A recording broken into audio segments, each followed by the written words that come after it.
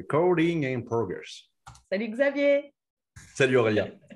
On se connaît de Facebook, parce qu'on est formateurs tous les deux et qu'on est sur le même groupe. Et du coup, je voulais faire cette interview pour que tu présentes tes prestations, que tu nous expliques comment tu es devenu formateur et ensuite une technique ludique à nous présenter que tu aimes bien utiliser en cours, tes moyens de prospection, comment tu t'es fait connaître en tant que formateur indépendant. Et je te laisse la parole pour présenter ton parcours. Alors, j'ai un parcours un petit peu atypique. Je suis un électron libre, je bouge beaucoup, j'ai besoin d'apprendre énormément, j'ai besoin de faire plusieurs choses et j'ai eu pas mal de temps avant de trouver ma voie. Le premier métier que j'ai fait, j'ai travaillé au parc Astérix.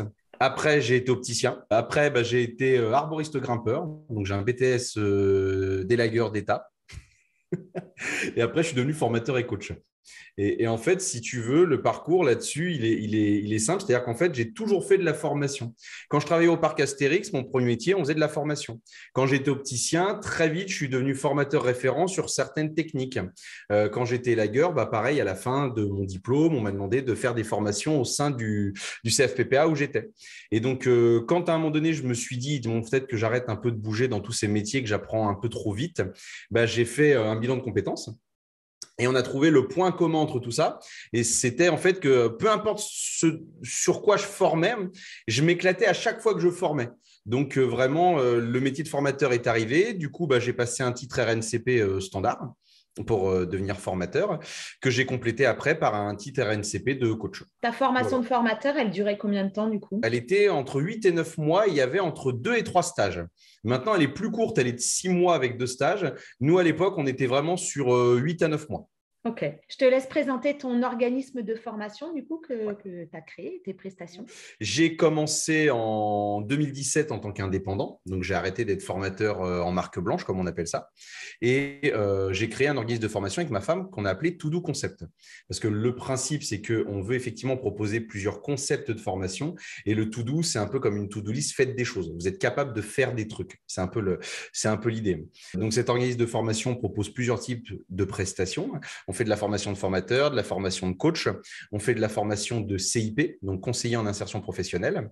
Et je me suis spécialisé dans tous ces métiers-là, mais vraiment d'un point de vue digital.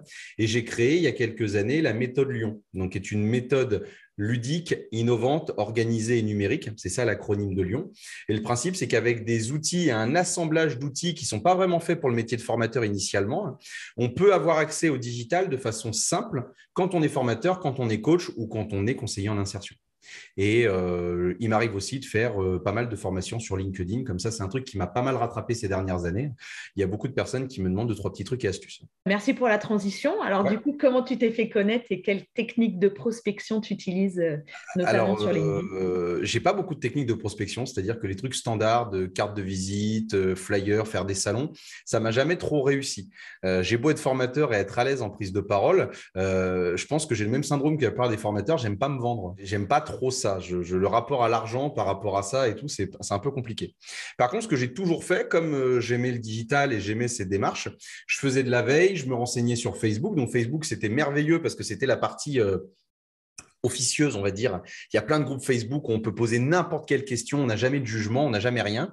Et après, j'ai eu LinkedIn où là, c'était plutôt la partie officielle où fallait pas trop demander d'aide, c'était plutôt raconter ce qu'on faisait, de la mise en avant et tout ça. Et donc, moi, ça m'a dérangé. C'est-à-dire que moi, j'ai pas eu de problème sur LinkedIn à dire mes réussites, mes échecs. Quand j'allais former dans différents endroits de France, je faisais des photos, je partageais. Dès que je trouvais un outil qui était sympa, je le mettais aussi. Et après, la communauté a commencé un peu à grossir. Je me rappelle le premier gros buzz que j'ai eu. J'étais en formation CV lettre de motivation. Et mon téléphone n'arrêtait pas de sonner et j'ai dépassé les 99 notifications, 99 messages, etc. Plus de batterie, plus d'image, j'avais plus rien compris à ce qui s'était passé. Et je m'étais rendu compte qu'effectivement, quand tu partages quelque chose, il est possible qu'à un moment donné, ça te dépasse. Et donc, j'ai été contacté par des organismes de formation lyonnais. Donc, moi, je suis de l'Oise à la base. Donc, vous doutez bien que Compiègne et Lyon, il y a quand même une grande différence. Et ça a été un très, très gros contrat tout de suite. C'était une semaine pour former des ingénieurs en nucléaire à la formation. Donc là, on est quand même sur des bêtes de science qui sont capables d'engranger du savoir à une vitesse faramineuse. J'étais parti à Lyon avec, je ne sais pas, allez, on va dire 6-7 jours de contenu. Et en 2 jours, ils avaient tout bouffé. Et donc, tous les soirs, je rentrais à l'hôtel et je repianotais l'andragogie, la ludologie, la gamification, les taxonomies, Bloom, Schwartz. Je leur ai tout donné. J'ai l'impression qu'en une semaine, ils ont réussi à prendre le programme que moi, j'avais mis 8 mois à apprendre. Et du coup, ça après, quand je suis revenu par chez moi, dans l'Oise, comme c'est pas très grand, et tout le monde a commencé à savoir qu'il y avait un petit formateur qui bougeait, allait faire des trucs à gauche, à droite. Et ça a commencé à se faire comme ça. Après, du coup, on m'a appelé à Paris. Après, on m'a appelé à Toulouse. Et du coup, je me suis déplacé. Et comme j'ai toujours dit ce que je faisais sur les réseaux, force est de constater que ça en a inspiré certains, apparemment. Et ce qui est bien sur LinkedIn, c'est que du coup, le réseau grossit tout le temps. Et donc, après, ce qui tombe dessus, c'est qu'à un moment donné, vous êtes contacté par LinkedIn, tout simplement, qui vous propose des affiliations, des choses comme ça. Il y a des cabinets d'agences qui vous repèrent. Et à un moment donné, vous avez un peu ce statut d'influenceur ou de leader d'opinion. On appelle ça comme on veut. Et là, après, c'est différent parce que après, vous êtes rémunéré pour faire ça. Donc, c'est vrai qu'en termes de prospection, aujourd'hui, moi, je ne prospecte plus. J'ai prospecté à une époque, mais c'était toujours via LinkedIn. Je tapais dans la barre de recherche, je sais pas, les grosses entreprises dans lesquelles je voulais former. Hein. Ou alors, si c'était un organisme de formation, je cherchais le responsable pédagogique et je lui écrivais. Et mon profil LinkedIn servait un peu de CV, en quelque sorte. Et du coup, ils pouvaient savoir ce que je faisais parce que s'ils allaient dans mon fil d'actualité, ils voyaient les techniques, les posts, les vidéos que je faisais. Donc ça a toujours bien marché. Et aujourd'hui, c'est différent. J'ai un agent qui trouve les contrats à ma place. Donc c'est vrai que c'est presque un nouveau métier. C'est très différent. Donc, pour reformuler, c'est de partager ton quotidien et partager tes expériences au fur et à mesure, très, très régulièrement pour finir par se faire connaître. Tout à fait. J'ai jamais eu de soucis, moi, avec cette transparence. Je me dis que moi, je suis plein de gens sur YouTube, à la télé, des choses comme ça. J'aime bien voir leur quotidien. J'aime bien voir comment ils évoluent. Des fois, je m'identifie à ces gens-là. J'achète le même matériel qu'eux. J'essaie de choper les mêmes techniques. Et force est de constater qu'il y en a beaucoup qui sont aussi un peu inspirés de ce que je faisais des fois. Donc, c'est bien parce que ça va dans le métier de formateur d'être bienveillant, de partager. Et comme j'ai jamais eu de tabou sur mes échecs et mes nombreux échecs et quelques réussites, pareil comme sur l'argent. Et quand on est formateur, gagner de l'argent, c'est compliqué. On n'aime pas en parler. On est en financement privé, financement public. Aujourd'hui, il y a des formateurs qui ont de la qualité absolument géniale. Mais parce qu'ils sont formateurs en insertion, par exemple, les plafonds sont très bas. Ouais. On est sur des trucs à 120 € jour ou à peine 300 € jour. C'est bien en auto-entrepreneur, mais quand on a une entreprise, une SARL ou une SAS, quand on voit les charges qu'on retire et tout… c'est pas ça. Et nous, en plus, les formateurs, on est un peu des moutons parce que on est des passionnés. Donc, nous, il n'y a pas de problème. Hein. On peut travailler 3 jours dans notre bureau pour une journée d'animation. On ne le facture pas. On est content. Si les apprenants nous demandent à la pause, le soir, de discuter, de rester, d'échanger nos mails alors que la prestation est terminée, on le fait.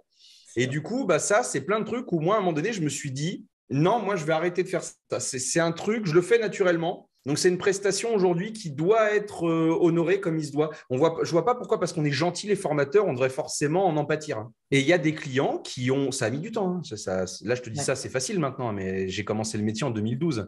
Mais il y a des organismes qui ne voulaient pas payer pour ça. Et à un moment donné, ils l'ont fait. Et ils se sont rendus compte que ça ne faisait qu'augmenter leur enquête de satisfaction. Parce que de toute façon, j'allais le faire. Honnêtement, qu'on me paye ou pas, j'allais répondre aux mails, j'allais faire l'ingénierie PEDA. Et je pense que d'avoir discuté de ce quotidien-là sur les réseaux, il y en a beaucoup qui se sont dit, après tout, pourquoi pas. Alors, ça pouvait peut-être paraître gonflé, mais dans tous les métiers, je sais pas, tu prends un avocat, le métier d'avocat, qui est un métier qui est censé être un peu noble, le mec, tu l'as au téléphone, il te donne un conseil, il te facture. Hein. Tu dis à ton avocat, on va à une réunion à l'amiable, il vient, il te facture. Hein. Ton comptable, tu lui dis, viens, on va aller voir les banques ensemble, j'ai besoin d'un crédit. Ton comptable vient, le cabinet comptable te facture. En fait, le mec fait le job, on est très content, mais il n'est pas bénévole. Donc, nous, les formateurs, je pense qu'on devrait, en toute modestie, quand même expliquer ça aux organismes parce que de toute façon, ce n'est pas du zèle. Hein.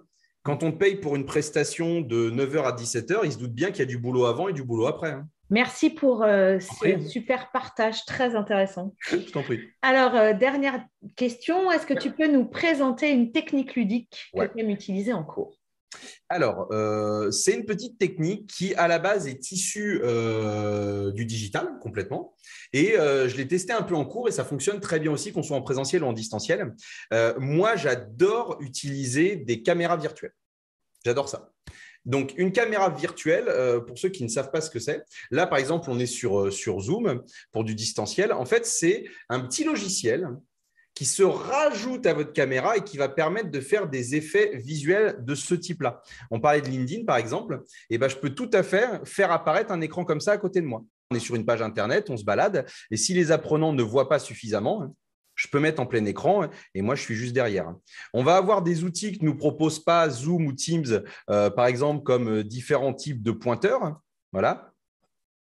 On va avoir plein de petites choses comme ça. On va pouvoir inviter nos apprenants à faire ce même type de partage d'écran avec un lien. Là, j'ai mis une fenêtre sur LinkedIn, mais j'aurais pu taper du texte, j'aurais pu mettre mon PowerPoint, j'aurais pu mettre un Geniali. On peut vraiment intégrer tout ce qu'on veut. Des caméras virtuelles, il y en a de plusieurs types qui vous permettent de faire des effets visuels différents. Donc ça, je trouve ça intéressant. Et une fois de plus, comme ça nous amuse de faire ce type de montage, ça va forcément amuser nos apprenants. Ça nous permet de faire des classes inversées si à un moment donné, on veut les amener vers ce type d'exercice-là pour recréer de l'engagement. Et après, d'un point de vue purement ingénierie péda, en termes de temps de production, la preuve, je l'ai fait en direct avec toi, ça me demande 2 clics. D'accord. C'est gratuit? Alors, c'est gratuit, mais avec des options payantes. Donc, c'est ça le truc, en fait. C'est-à-dire que là, par exemple, j'ai utilisé une caméra virtuelle qui s'appelle Hummum. Alors, MMHMM, c'est censé se prononcer Alors, en fait, il y a plein d'options gratuites, mais à un moment donné, si par exemple, on veut changer de police, si on veut personnaliser le fond, si on veut utiliser un fond vert, des choses comme ça, là, ça va être payant. Okay. Sur toutes les caméras virtuelles, on va être sur des forfaits aux alentours de 10 € par mois. On a Logitech Capture qui fait ça aussi très bien. On a tous acheté avec le confinement des caméras Logitech C920, Brio, etc. Moi, la première. Et ben voilà. Et ben tu peux les télécharger gratuitement sur le site de Logitech, Logitech Capture, et ça te permettra déjà de faire 2-3 petits effets super sympas. Insérer du texte, partager ton écran comme je l'ai fait là tout à l'heure. Par contre, ça fonctionne qu'avec les caméras Logitech. D'accord. Et après, en beaucoup plus gros, et là, c'est vraiment, là, il faut une formation pour utiliser ce logiciel-là. Après, on a OBS. D'accord. Donc, OBS, ça te permet vraiment de faire tout ce que tu veux, mais c'est un gros logiciel. Ouais, pour des vidéos un peu plus professionnelles. Ou alors, on se dit que c'est vraiment le logiciel qui va monter tout ton e-learning, par exemple. Ah oui, d'accord. Voilà. Si vraiment tu dis que tu ne veux pas faire de vidéos qui après tu mets dans un logiciel de montage, donc de ne pas faire ça en 2 étapes, si tu veux vraiment faire ça en direct, comme je l'ai fait avec toi, OBS te permet de le faire en direct. Voilà. Merci beaucoup pour avec grand plaisir, Aurélia. Super interview. Donc, vous aurez les liens qu'il vient de donner en bas dans la description. Et à très bientôt. À bientôt.